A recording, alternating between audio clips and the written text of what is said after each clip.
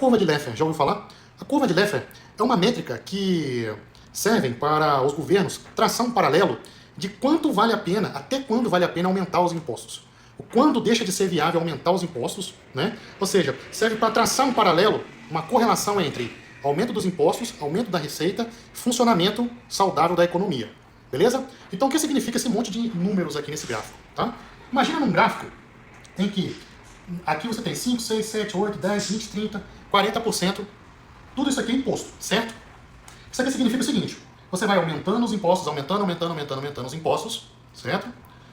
E ao mesmo tempo, você vai aumentando os impostos e ao mesmo tempo aumenta a receita, ou seja, aumenta os impostos e mesmo assim o governo continua arrecadando, aumentando a arrecadação da receita, certo? Da Receita Federal.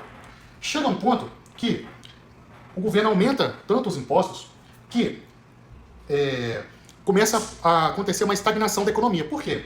As operações econômicas deixam de ser viáveis. Por exemplo, as pessoas... Você vai aumentando o imposto. Aí a pessoa que vende aumenta o preço.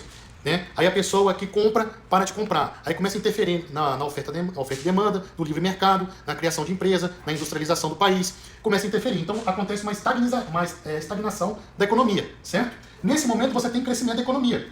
Porque tanto o Estado está crescendo, quanto a economia, quanto o livre mercado. Nesse ponto, que está o Brasil mais ou menos, né? Claro que esses números aqui não são 100%, tá, galera? Você está tendo uma estagnação da economia.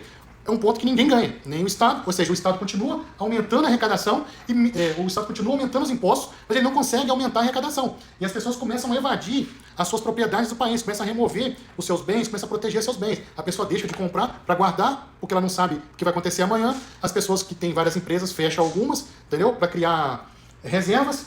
E mais para frente esse gráfico fica mais descendente ainda, que é o momento em que você continua aumentando os impostos, e a receita começa a cair.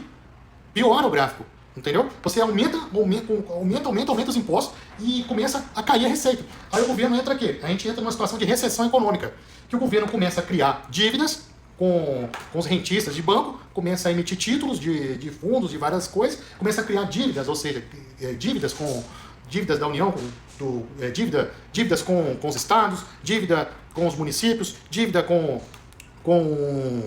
os rentistas de banco, ou seja, o governo começa a pegar dinheiro emprestado baseado numa previsão de receita futura que não vai acontecer. Então, em contrapartida, o mercado olha para isso e aumenta o quê? Os juros, entendeu?